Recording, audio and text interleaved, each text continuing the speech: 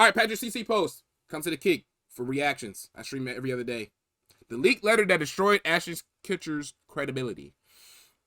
Wash Witty. Level put 165 hours into Geometry Dash. You're okay. Yeah, you need to go outside. Stop putting emotes. Asriel, you on my shit list. I'm gonna talk shit to you all stream. Fuck you. That 70s show as Kelso and the world fell in love with him. He was a tall, handsome, gullible goofball who stole the hearts of women and teens around the world. Don't this nigga take 2 showers a week? Like, bro, come on now. What they didn't know is that he's got to be sponsored. This nigga talking about 165 hours into this shit, bro. Like, bro, I know they cutting you 5 cents every comment. A whole different side of the actor that Hollywood rarely sees, and over the years he would slowly expose who he truly is. Debuting in August 1998, this nigga's in jail because he's a freak ass nigga. Oh shit, hold on. This nigga's in jail because he's a loser. 70s show followed this motherfucker figured out emotes and started putting it in my chat. Stop. Eric and his group of teenage friends, pretty boy Michael Kelso, stoner Stephen Hyde, and foreign exchange student Fez, along with the foreman's neighbor Donna Pinciotti and snobby rich girl Jackie Burkhart. Although a comedy, the show addressed issues universal to teens across all decades, including relationship drama, problems with school, and underage drinking and substance abuse. Despite the near constant bickering and sarcastic jokes, each friend deeply cared for one another. Two people that especially cared for each other were Jackie and Kelso, who were boyfriend and girlfriend on the show. And in season 1, episode 5, they kissed in front of 10 million viewers. At the time, Ashton was 19 and Mila Kunis was just 14 years old. Huh? What? Who greenlit that? Excuse me? 19 and 14? What? She was 14 when we started the show. I was like 19, right? Right. And they're like, okay, you guys are going to be making out in this scene. And I'm like thinking like, wait, this is like slightly illegal, say, that's right? probably your first kiss ever, right? It was my first kiss. Why don't you tell what bet you made with Danny about our first kiss? No, it wasn't the first kiss. It was like a second or third kiss. It was the first. It was like the first. Nigga found my emo, started putting the French ones. Fuck out of here, you're a weirdo. She's a victim? Bro, like what?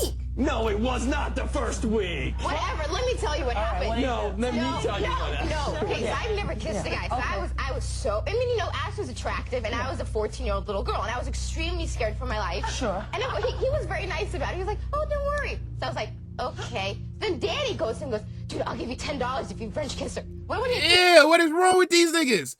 They're in plain sight, my nigga. Get these niggas gone. You might stick your tongue in my mouth or some. What? No. For $10. You're making it sound like it was like really. Okay, Dan, we had a little side bet, don't we? In multiple interviews throughout her career, Mila states that she was scared, as most of us were, for her first kiss. Oh, God. 25 years ago, people thought this was adorable. Today, they are pointing out how Mila was groomed and unfairly forced to do this. To make things even worse, Danny Masterson betting Ashton to put his tongue in her mouth for $20 made them both seem extremely creepy.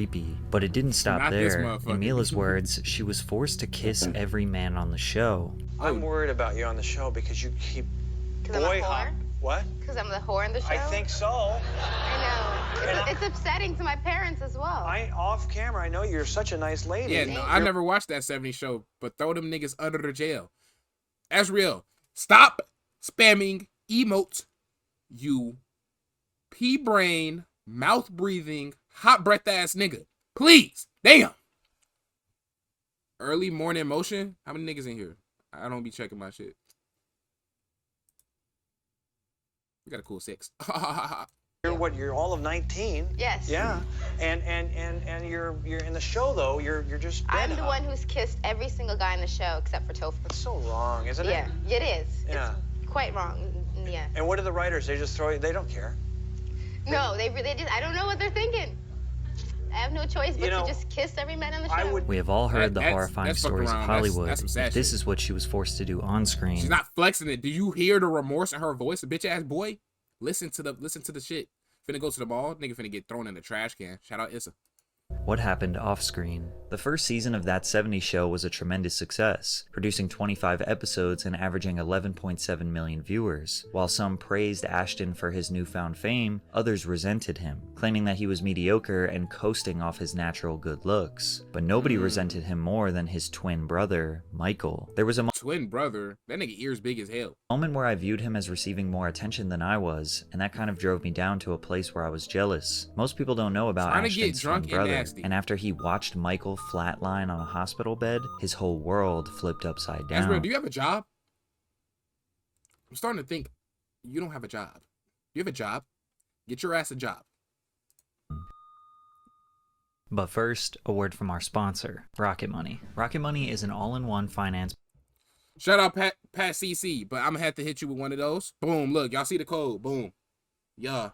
Free. You can also unlock even more features with premium. That's rocketmoney.com/PatrickCC. Nigga was just vibing. Free. Ashton's mother, Diane, didn't know she was carrying twins until she was on her way to the hospital to give birth. 5 minutes after Nigga Ashton be wearing was born, Under Armour talking Diane about tough as delivered hell. Michael. Stop it. The doctors were immediately worried because Michael only weighed 4 pounds. Diane didn't know at that time the lack of oxygen and complications with delivery would set her son up for a lifetime of complications. Michael Homie finna show you. Niggas always want to make whatever, bro. was eventually Bro, we supposed to be watching a video this whole time. This nigga showing me fits. Ah! Hey, when niggas be distracted by shit. We're 20 minutes into the recording. We're only 5 minutes into the video. I gotta cut that out. diagnosed with a mild case of What? Is there an echo? cerebral palsy, which affects his right side and vision. Why is this? Am I tweaking? Y'all hear that? Cerebral palsy is a group of disorders that affect a person's ability to move and maintain balance and posture. CP is the most Echo of hell. What is going on? Where's that coming from? common motor disability in children. It is caused by Nigga said God. You're stupid, bro. It's coming through my second monitor for some dumbass reason. So we gotta turn this all the way off. I'm still stuck that Azrael just said free Larry Hoover. Like, that's stuck in my head. I haven't heard a nigga say that since Twitch.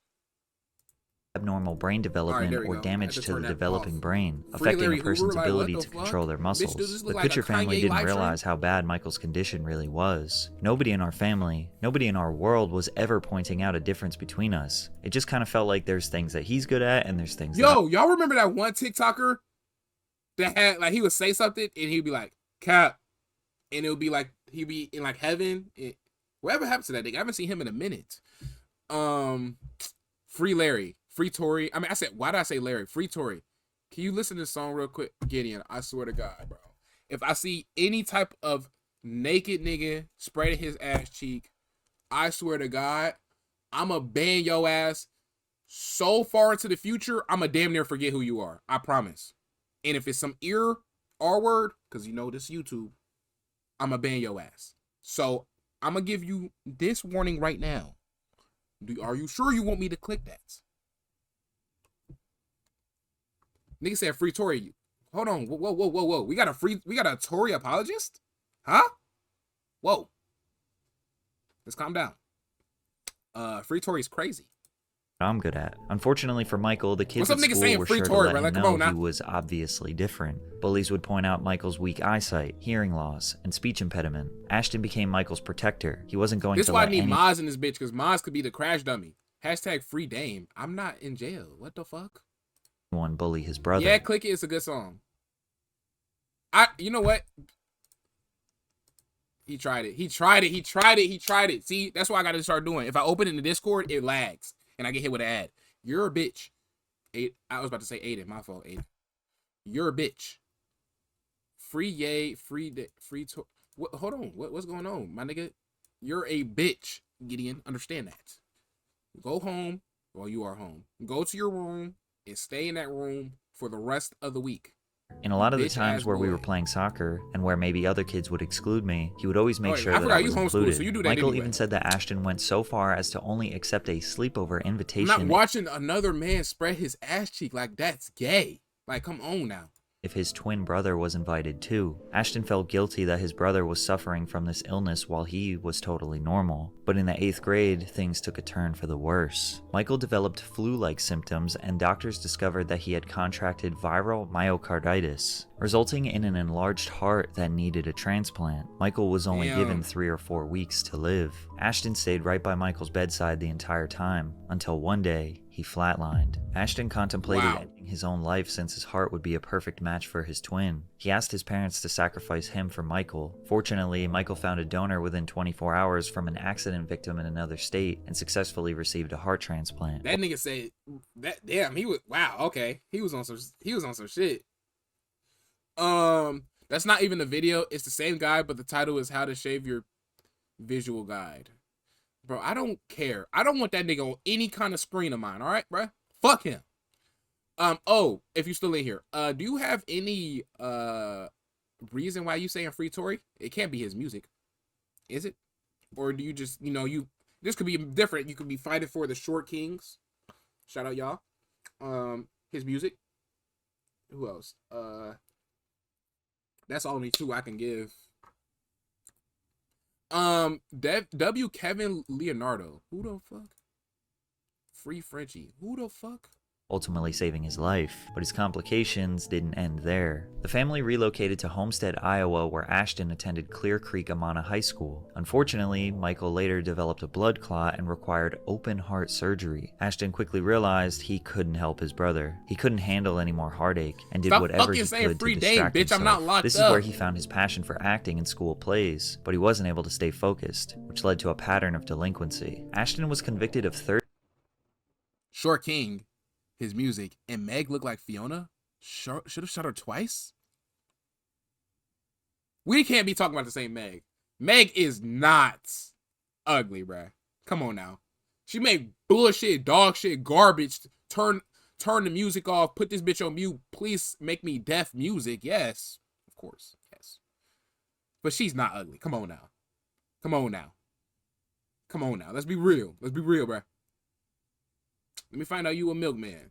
3rd-degree burglary. But motherfucking I can't think of shit. Her ass is what makes her. Nigga, what? Don't do this. Megan Thee Stallion face card hard, bro. Come on now, bro. Let's not do this, bro. Come on now. Come on now, bro. We're not gonna go no ass shaking. Boom. Strictly this. This is not a beautiful young woman. Come on now, bro. Come on, bro. Let's be honest. Come on, bro. Let's be serious. Come on, dude. This nigga's a dick eater. How the fuck do you have takes like that? Who is... Give me an example that somebody you find attractive. Now, if this nigga say some bullshit, he's got to get gone, bro. And sentenced to 3 years of probation and 180 hours of community service after trying to break into his high school after hours. When he went to the University of Iowa, he was kicked out of his apartment for being too noisy and wild. He was partying every night and often woke up many mornings not knowing what he had done the night before. However, it was on one of these drunken nights that he realized he had a gift. At the Airliner Bar in Iowa City, Iowa, a woman approached Ashton and asked if he had ever considered modeling. Ashton had nothing to lose, so he entered the Fresh Faces of Iowa modeling competition. To his surprise, he placed first and found an opportunity to be successful outside of traditional education. He traveled to New York City and participated in the International Modeling and Talent Association convention, losing to Josh Duhamel. Despite losing, Ashton garnered attention from several modeling agencies. Standing at 6'2", he soon landed a modeling contract with Next Modeling Agency. He immediately dropped out of school and pursued this full-time, becoming the face of Calvin Klein and a skateboarding company called Zoo York. But modeling was not his passion. He knew he was more than just a pretty face. After hearing about an audition for a comedy sitcom in LA, Ashton decided to take his chances. He auditioned for 2 roles roles on 2 different shows and landed them both. Nah, the trolling, first but was it's a still 1-hour free Tory. TV drama about cowboy surfers. Ashton I've was never been big desperate on to Tory make his Lane music, dreams a so- reality, but he denied the role because it didn't feel right. That series became Wind on Water, a low-budget adventure canceled after 6 episodes. Bro, how The tall are second you, role bro? he landed was Michael You just shat Kelso on on all that the short 70s niggas. show, I think which he made like- him how a tall is Tory? Like superstar. 5'3"? Now, most people know Ashton to be kind of a one-dimensional actor. He landed a couple of minor supporting roles in romantic comedies early on, Coming Soon and Down to You, as well as the action crime thriller Reindeer Games. But he made his lead role debut as Jesse in Dude, Where's My Car? A stoner. This is a good ass movie. This lame. What? Azriel, do me a favor real quick. What you watching me on? If you don't mind me asking, what you watching me on? I'm a little creature too, so I could say the M word. No. What do you mean no? Motherfucker, I asked you a question. Talking about some no. That wasn't a yes or no question. I asked what you watching me on, little bro. Answer the question. So you like 5'5" or something? Ain't nothing wrong with being short or 5'5". Uzi 5'4". Comedy about 2 friends who wake up after a night of partying, unable to remember iPhone little boy. The fuck? Well, do me a favor. You know how iPhone got that one button on the side that's by itself? You got the sound on the other side. Press that real quick. Leave me the fuck alone. I'm 5'7", but I tell the bitches I'm 5'8". He locked in. where they left their car. Now, I'm this 5'9" film was and a bound half, to be and I'm gonna stick to that because I had a 5'10" woman walk up to me and she said, "How tall are you?" I'm like, 5'10", and she's like, "You lying because I'm 5'10". I'm like, "Bitch, you are 6'3". successful for Ashton, since it Why was the written fuck you by just That lie? 70s Show screenwriter and script shit was editor back in, Philip like- Stark. And the main character, Why was she Jesse, so was tall? basically This the is like same high as school. Kelso. Oh my Stark God. was familiar with Ashton's comedic timing and was able to construct the screenplay in a way that displayed his strengths. Critics hated the movie, saying it straight up wasn't funny. But that didn't matter. What? Dude, Where's My Car was a box office success and grossed over gotta be fried to $73 watch this million movie, even though I saw this shit, worldwide like, on a at, like, $13 7, 8 million years old or some budget. shit. I also thought it was hilarious, but I was 8 years old when I watched it. It was during this new peak of fame. If that nigga was 8 years old, I couldn't have been 80 years old because I'm not the same age as that nigga. Hold on, let's calm down. Maybe he saw it when it was 8. I don't remember when it came out. All right, I'm just saying, young. Cap. For Ashton that he would find himself being What a the fuck is witness to a Azriel talking murder, about? Like, which oh my changed the goodness, course bro. of his life forever. Yo The ass like the Hollywood chew on Ripper was rocks and described stupid as a shit. serial Lick brick sexual thrill walls. killer who took the lives of multiple women throughout the 90s into the 2000s. One of those victims was Ashley Ellerin, who was a friend of Ashton's. On the night of February 21st, 2001, Ashton and Ashley had planned to go to the Grammys after party together. Around 8:24, he said he was running late. Around 8:30, witnesses said they heard screams from Ashley's house. Ashton said he arrived to her house much later, at 10:45 p.m. He knocked on the door, but heard nothing, thinking he was stood up, so he left without her. At 9 a.m. the next day, Ashley was discovered by her roommate dead on the floor. She was stabbed 47 times. He Damn! immediately contacted the police the next day. He was freaked out because It's he knew his 47? fingerprints would be on the doorknob. First of all, who's but counting he was that, not and a why suspect 40? in this case. You However, can't do, 20 like, years later, what? many people are questioning Ashton's involvement. In an Instagram story posted by Chrissy Bixler, the girlfriend of his co-star Danny Masterson, she wrote, "Did you forget I was there? You were on speakerphone the night you called Danny on February 21st, 2001, which was the night of the murder. I heard everything. Damn, 2001? I heard the Okay. plan. In my opinion, you're just as sick Yo, as your mentor." how old are you? However, If you don't this mind all me happened asking. in 2001 and went relatively unnoticed until recently. In 2003, Ashton co-starred with Brittany Murphy in Just Married, where he discovered that romantic comedies are where he thrives. The two young actors dated briefly after filming Wrapped, and while it was a short-lived movie was she in, or romance, show their was natural she? She looked chemistry familiar. helped the movie become a You're commercial 23? success, Okay, grossing over okay. $100 million There we go. worldwide. See, we need some but niggas- critics we would need some not niggas let around up on my age Ashton. to He was nominated for raise the Worst age, Actor for average. all It's three of holy his fuck. 2003 Got a bunch films of at the hater-ass 24th Golden little Raspberry niggas in this Awards. bitch. He did They not step in here outside right his now, comfort zone with The Butterfly Effect, a science fiction thriller where Evan Treborn experiences blackouts and can travel back in time to inhabit his younger self with his adult mind, trying to make small changes to reshape the future of his friends and family. This was a huge box office success, but again, critics destroyed it. It seemed like the only praise concept. Ashton would Remind me get of would be Until from Dawn. young girls who thought he was a heartthrob. Whoa, what? People couldn't I fathom mean, why he kept getting Why I say casted Until for new Dawn? films. What the and fuck was the name of that game? Life is Strange. That's likely because he was producing them himself. He started his own production company called Catalyst in 2000 alongside Jason Goldberg. At age 22, the young entrepreneur knew he could make way more money producing than just being an actor. However, during his next big TV venture, he almost destroyed his career. During the early 2000s, Catalyst and MTV developed a program called Harassment. The initial plan was to create a hidden camera show which would feature pranks on regular, everyday anonymous people. However, those plans were derailed in January 2002 following an incident that These niggas did a Logan Paul prank? No. Never. resulted in Ashton and MTV being sued for $10 million. James and Lori Ann Ryan took a holiday from their home in Washington, D.C. to Las Vegas. The fuck? What fuck you mean Short King stand up? Who are you talking about? Their stay at the Hard Rock Hotel. The couple entered their Las Vegas room and discovered what appeared to be a dead human body covered and surrounded by blood. Evidently, the victim of a homicide. Okay, see? You think you funny. It's hilarious. Yeah. Shut the fuck up. That's not true. Two actors posing as security guards blocked their exit, and another dressed as a paramedic went in before Ashton popped out and told him it was all part of a guerrilla-style candid camera show. The incident was being filmed as part of the pilot episode for Harassment. Unfortunately, the couple, who just wanted to enjoy their vacation, were absolutely mortified and later sued MTV for $10 million. The couple claimed invasion of privacy, infliction of emotional distress, and fraud, among other things. The crazy part is, this wasn't even the first time MTV made this mistake. 8 months earlier, a pair of teenage girls sued MTV after they were sprayed with human excrement for the show Dude, This Sucks. MTV apologized and promised to never show the footage, but the lawsuit remained in litigation. Somehow Ashton dodged a bullet with this controversy, but MTV still trusted his vision for a prank show. They rebranded from Harassment to Punk'd and decided to prank celebrities instead of random people. Punk'd first aired in March 2003, and the first episode saw Ashton target singer Justin Timberlake and Malcolm in the Middle star Frankie Muniz. For Justin, he was led to believe he owed $900,000 in taxes when government agents appeared to confiscate his house and valuables. Time magazine named the prank as number 3 in their list of 32 epic moments in reality TV history.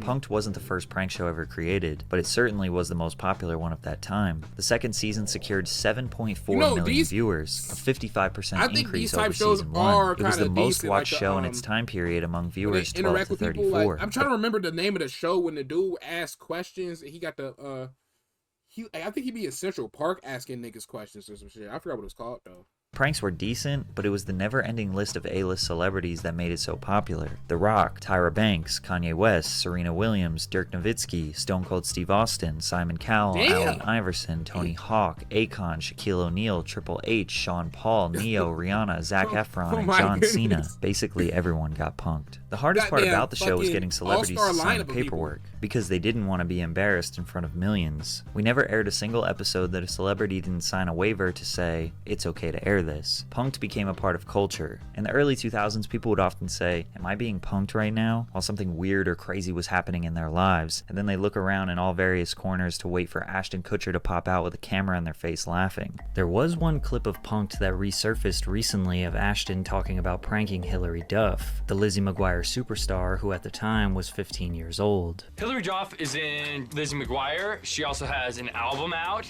She's going to be in a movie called Cheaper by the Dozen. And she's one of the girls that we're all waiting for to turn 18, along with the Olsen twins. Many people say this is just the way people joked in the early 2000s, but others claim this was actually Ashton's sick mindset. Ashton was lucky to star in 2 extremely successful shows at once, but the first one was about to come crashing down. He was making between $250,000 and $300,000 per episode of That 70s Show, adding up to as much as $8 million per season. Topher Grace left the show once the series concluded its 7th season. Fans felt that it wasn't the same without such a central character in the series. Ashton also left the show to explore new opportunities as an actor and producer. Without Topher and Ashton, the show's last season only drew 6 million viewers, a 5 million viewer decline compared to the first season. From here, the only time Ashton saw success is when he played the role of the dumb hot guy. From 2006 to 2014, he starred in 13 films, but failed to have any kind of substantial impact outside of romantic comedies. His first project after That 70s Show was about Robert Kennedy. He ain't like Adam Sandler, bro, because like Adam Sandler got out that comedy comedy box. But maybe it's because he's not a comedy Bobby. dude. Despite a star-studded cast, the actors seemed more like very special guest stars than real 1968 vintage Americans. Bobby was just average and struggled to achieve box office success. Despite prominent roles in The Guardian, Open Season, What Happens in Vegas, these films just added to Ashton's list of below-average films that did well at the box office. Spread, Personal Effects, and Brothers Justice was a three-peat run of low-budget indie films that all received bad reviews and no commercial success. Holy shit, Following a this nigga can't be in a forgettable good role movie. in Valentine's Day, Ashton found himself opposite Katherine Heigl in the 2010 action comedy Killers. It received negative reviews from critics and only grossed $98 million against a $75 million budget, and with his film career on the ropes, he accepted yet another rom-com. No Strings Attached with Natalie Portman. The film was adored by fans and grossed over $149 million worldwide. But what fans adored even more was Hollywood's newest power couple, Mila Kunis and Ashton Kutcher. Ashton ended his marriage with his then-wife, Demi Moore. Ashton and Demi met in 2003 when Ashton was 25 years old and Demi was 40. Their relationship quickly made headlines as an unexpected couple with their 15-year age gap. Demi already had 3 daughters from a previous marriage to actor Bruce Willis. Following What's the other nigga's name? I always forget the other bald white nigga's name. months of negative reports about Ashton's alleged infidelity, Ashton and Demi both decided it was time for a divorce. However, still to this day, he remains a father figure to her children. I make a conscious effort to stay in touch with the girls. Nigga, I love them, and I'm never going to stop loving them, right? And respecting them and honoring them and rooting for them to be successful in whatever they're pursuing. A lot of men, especially A-list celebrities, Jason Statham. That's who I don't know. For some reason, I always flipped Bruce Willis and Jason Statham for some reason. I don't know why. They just bald and white. That's literally it. So I always flip their names. So I talked about this on stream before. So I was going to jokingly say, is that Jason Statham? Before he said it was Bruce Willis, but I forgot the nigga name again. Keep in touch with their ex-stepchildren after a divorce. But once he reunited with Mila Kunis, that 70s show fans' dreams came true. Sometimes life imitates art. On top of that, Ashton made a winning return to television in 2011, replacing Charlie Sheen on 2.5 Men after Sheen's antics got him booted off the hit sitcom. Kutcher fit in as yet again the idiotic, handsome womanizer. But ratings rapidly declined until it was ultimately canceled. It didn't really matter though, because Ashton was the highest paid actor on television for 4 years, according to Forbes, making upwards of $700,000 per episode. He specialized in acting like an idiot, but in real life, he is far from it, because his hundreds of millions in net worth is due to him being an early investor in some of the largest corporations today. Airbnb, Pinterest, Shazam, Skype, Spotify, Warby Parker, and Uber all received some investment money from the actor. One of his top executives at Catalyst, Sarah Ross, began introducing him to Silicon Valley elites during the early 2000s. I spent 90% of my time just listening. Imagine investing like $1,000 like on some like, you know what I mean, on some startup shit early in they. Oh my goodness. Kutcher. Ashton used his celebrity status to break into Silicon Valley and begin investing before it was a cool thing to do. As you can imagine, he made a fortune. In 2010, Ashton teamed up with music executive Gary Osiri and investor Ron Burkle, founding A-Grade Investments. In 2016, Forbes noted that the group turned their $30 million fund into a cool $250 million in just a 6-year period. Throughout the 2010s, you would see him at tech conferences and on business news networks talking about money instead of movies. But as you learn more about what he does with his money, you realize he is not like your typical capitalist. Ashton spends a ton of his dollars and time to ending suffering around the world. Ashton made considerable efforts to raise money for Habitat for Humanity, Girls Educational and Mentoring Services, Boys and Girls Clubs of America, Raising Malawi, United Nations Children's Fund, St. Jude's Children's Research Hospital, Stand Up to Cancer, among others. In March of 2022, Ashton and Mila helped raise over $30 million for Ukrainians after Russia invaded their country. However, his most profound effort that you almost never hear about is his foundation to stop child sex trafficking, Thorn, Digital Defenders of Children. The nonprofit builds software given to law enforcement. Ashton Kutcher and Mila Kunis say they don't believe in bathing their kids or themselves too much.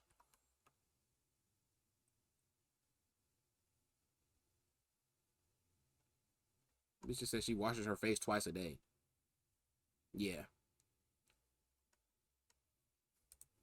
enforcement for free to identify victims of sex trafficking and the people participating in the sale and exploitation of children. Ashton has been devoted to this cause for over a decade. Bro, them and niggas his was getting efforts clowned through on Thorn Twitter, are bro. making a difference. Yeah, bro, The them niggas 2021 said, bro, impact report from they said Thorn unless shows they their actively software, see dirt, they don't feel Spotlight, the need to wash. identified They're dirty as fuck. 3,977 victims in 2021 and 24,366 during the lifetime of the software. Over 2,700 law enforcement agencies are now using the technology provided by Thorn. The work Thorn is doing helps protect children from their abusers and removes damaging content from the internet. Ashton is the co-founder and chairperson of Thorn. In 2017, Ashton testified on Capitol Hill about child sex trafficking. The things he said in this testimony are sickening, but they need to be heard so people can address the disgusting reality of what goes on in this world. I've been on FBI raids where I've seen things that no person should ever see. I've seen video content of a child that's the same age as mine being raped by an American man that was a sex tourist in Cambodia. And this child was so conditioned by her environment that she thought she was engaging in play.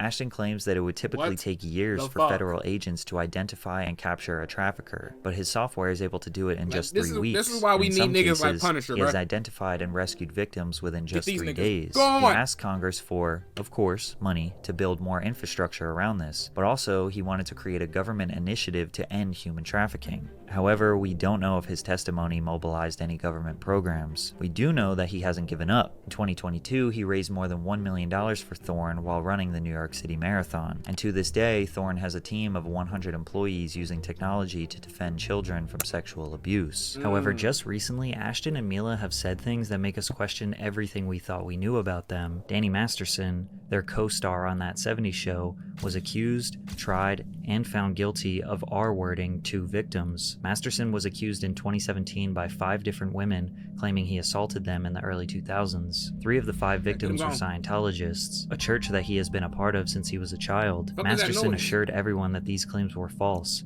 and he was a victim of jealous women who feel empowered by the Me Too movement. However, the court did not see it that way. The trial began in October of 2022, and the testimonies were horrifying. Multiple victims testified how brutal and forceful Masterson was. One of his victims was his longtime girlfriend, Chrissy Bixler. In May of 2023, Masterson was found guilty of R-wording 2 women in 2003. But in a strange turn of events, Ashton Kutcher and Mila Kunis each sent the judge a letter asking for leniency in Masterson's sentencing. In Ashton's letter, he describes his now guilty friend as an extraordinarily honest and intentional human being and a role model. He ends the letter with, "While I'm aware that the judgment has been cast as guilty on 2 counts of by force and the victims have a great desire for justice, I hope that my testament to his character is taken into consideration in sentencing. I do not believe he is an ongoing harm to society, and having his daughter raised without a present father would be a tertiary injustice in and of itself." Despite Ashton and Mila's attempts, the judge sentenced Danny Masterson to 30 years in prison for his crimes. Ashton's statement completely changed everything we thought we knew about him. He dedicated the past 10 years fighting against human trafficking, being a first-hand witness on multiple occasions to arguably the worst type of crime in human existence, and being a part of rescuing these victims and trying to give them a fair chance at life again, only to contradict everything he stands for when his co-star committed the exact crimes he is fighting against. Then to defend his character and say that him being in jail would be an injustice. This one statement destroyed Ashton's credibility forever. Once the letters leaked onto the internet, they apologized. We are aware of the pain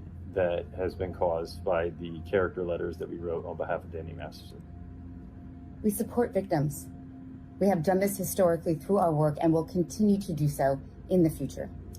A couple months ago, Danny's family reached out to us. Did you hear that button click? These niggas is reading this shit like fuck, bruh. And they made sure all the PR team got their good editors, all the good writers on this bitch. To represent the person that we knew for 25 years, so that the judge could take that into full consideration relative to the sentencing.